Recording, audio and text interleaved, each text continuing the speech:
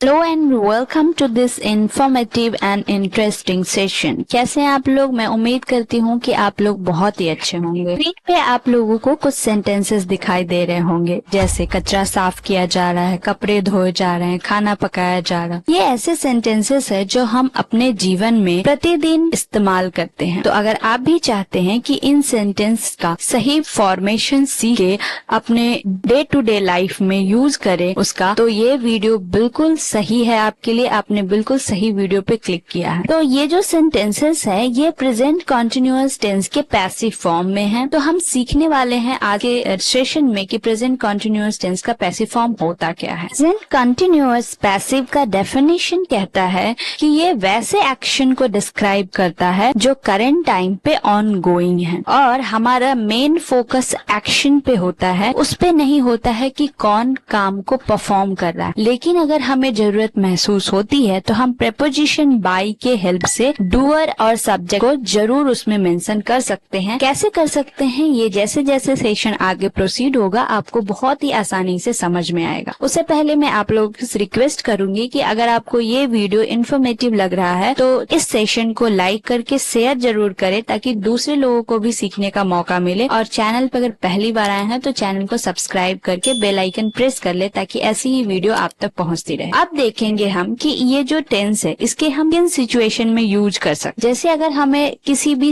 Action को emphasise करना हो तो उस सिचुएशन में हम प्रेजेंट कंटिन्यूअस टेंस का यूज करते हैं, जैसा कि हमने डेफिनेशन में भी देखा। और example, a new bridge is being built across the river. यहाँ पे हम कहाँ फोकस कर रहे हैं? एम्फसाइज किस पे कर रहे हैं? एक्शन पे। हमें नहीं मतलब है कि ब्रिज कौन बना रहा है, बट ब्रिज बनाया जा रहा है ये हम दर्शा रहे हैं। सिमिलरली अगर हमें ये ना पता हो कि डूअर कौन है, कौन किसी काम को परफॉर्म कर रहा है और उसे हमें कहना है, तो उस सिचुएशन में भी हम इसका यूज कर सकते हैं। जैसे the documents are being reviewed, यानी डॉक्यूमेंट को रिव्यू किया जा रहा है। या इसे और आसान भाषा में समझे तो अगर आप सोचिए कि आप रास्ते से कहीं जा रहे हैं और आपको पता चलता है कि आगे रोड बनाया जा रहा है, तो आप क्या करते हैं? गाड़ी घुमा के रास्ता बदल लेते हैं। तो आपको क्या बताया गया? आगे रोड बनाया जा रहा है। रोड बनाया जा रहा है, आपने इतना सुना और आपने गाड़ी टर्न कर लिया। यानी कौन बना रहा है इससे मतलब नहीं है, लेकिन कोई काम चल रहा है जिसकी वजह से आपको वहां जाना नहीं है, तो आपने एक्शन सुन के अपना डायरेक्शन चेंज कर लिया है ना,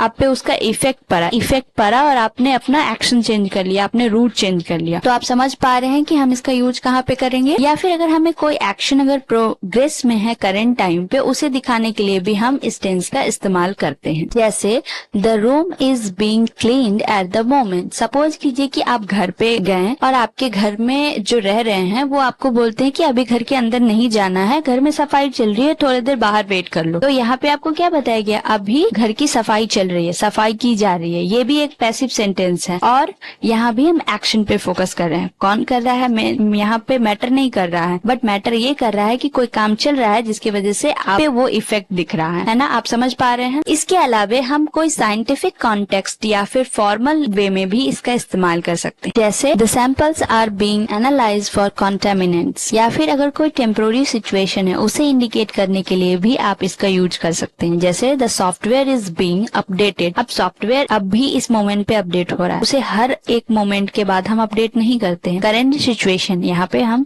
शो कर रहे हैं, तो इस टाइम पे भी हम इस टेंस का यूज कर सकते हैं।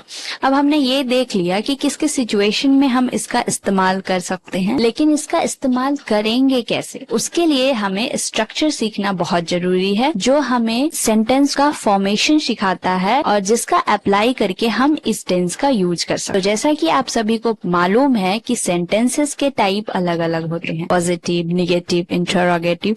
तो हम पॉजिटिव सेंटेंस से स्टार्ट करते हैं जिसका स्ट्रक्चर है subject, am is are, then being and then third form of the verb, यानी कि पास्ट पार्टिसिपल। अब यहाँ पे कहा गया है कि प्रोजेक्ट कंप्लीट किया जा रहा है। यहाँ पे देख रहे हैं स्क्रीन पे आपको जो एक फोटो लगी हुई है जिसमें कुछ लोग क्या कर रहे हैं? प्रोजेक्ट को कंप्लीट कर रहे हैं। तो इन्हें बताया जा रहा है कि प्रोजेक्ट कंप्लीट किया जा रहा है। तो यहाँ पे हमारा सब्जेक्ट क्या है? प्रोजेक्ट। वर्ब क्या है? यानी हमारा वर्ब क्या है? हमारा वर्ब है कंप्लीट। एंड देन हम इसमें हेल्पिंग वर्ब सब्जेक्ट के अनुसार चूज करेंगे जो कि इज होगा क्योंकि यहाँ सिंगुलर है, and then being and then third form of the verb. तो यहाँ सेंटेंस हो जाएगा the project is being completed. Clear हो रहा है आपको?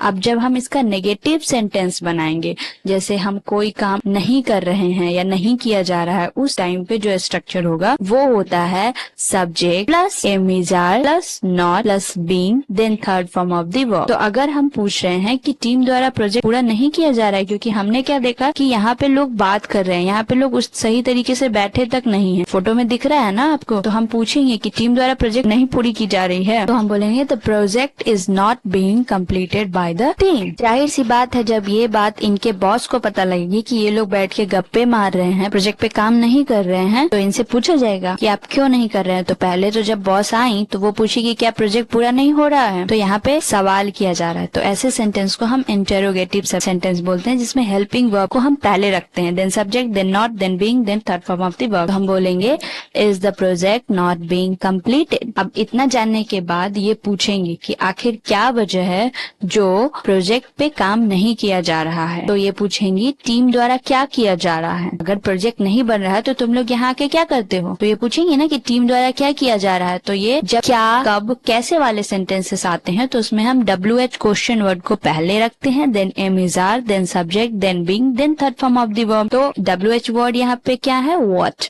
तो what is being done by the team, team के द्वारा क्या किया जा रहा है। यहाँ पे आप नोटिस कर पा रहे होंगे कि हमने कहा है कि टीम द्वारा क्या किया जा रहा है। चूंकि यहाँ पे टीम काम कर रही है, इसलिए यहाँ पे जरूरी था थोड़ा सा ये बताना कि टीम आखिर यहाँ पे कर क्या रही है। अगर वो काम नहीं कर रही है तो क्या कर रही है।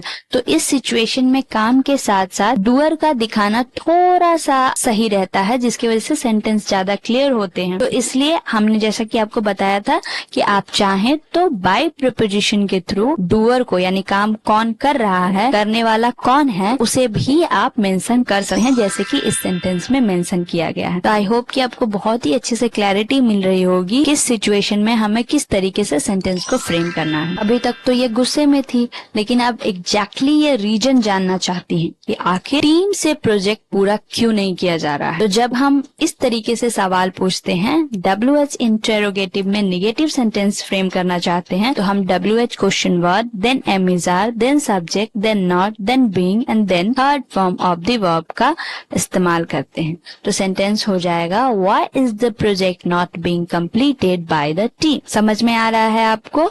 तो इसी के साथ हमारा जो ये टॉपिक था ये कंप्लीट हो चुका है। अब मैं आपको कुछ सेंटेंसेस दूंगी जिसको आपको 3-4 बार बोलना है, वीडियो को पॉज कर करके। उससे क्या होगा, उससे ये होगा कि आप इस टेंस और इस स्ट्रक्चर और ये जो आज का टॉपिक था उसके साथ फैमिलियर हो जाएंगे, और जब इससे सेंटेंस आपको बोलने होंगे आपके डे टू डे लाइफ में तो आपको दिक्कत नहीं आएगी। आप कॉन्फिडेंटली बोलेंगे, आपका कॉन्फिडेंस भी बढ़ेगा और आप अटकेंगे भी नहीं बात करते कर। ओके, तो सेंटेंस है कि एक नई बिल्डिंग बनाई जा रही है, a new building is being construct. अब आप इसे 2-3 बार बोलें पॉज करके वीडियो को। छात्रों को पढ़ाया जा रहा है, the students are being taught. पानी को गर्म किया जा रहा है, the water is being heated. कचरा साफ किया जा रहा है, the garbage is being clean. सड़क को चौड़ा किया जा रहा है, the road is being widened. खाना पकाया जा रहा है, the food is being cooked. Report तैयार की जा रही है, the report is being prepared. कपड़े धोए जा रहे हैं, the clothes are being washed. गाड़ी मरम्मत की जा रही है, the car is being repaired. नए नियम लागू किए जा रहे हैं, new rules are being implemented. अब प्रैक्टिस बहुत जरूरी हो जाता है अगर आप अपने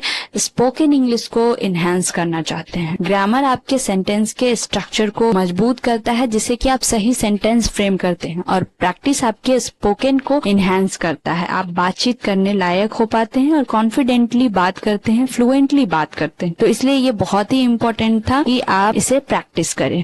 तो आई होप कि आपको ये सेशन बहुत अच्छा लगा होगा। अच्छा लगा है तो लाइक जरूर करेंगे, कमेंट में आप बेस्ट पार्ट बताएंगे और 2 सेंटेंसेस फ्रेम करके जरूर लिखेंगे। Thank you for watching and have a nice day.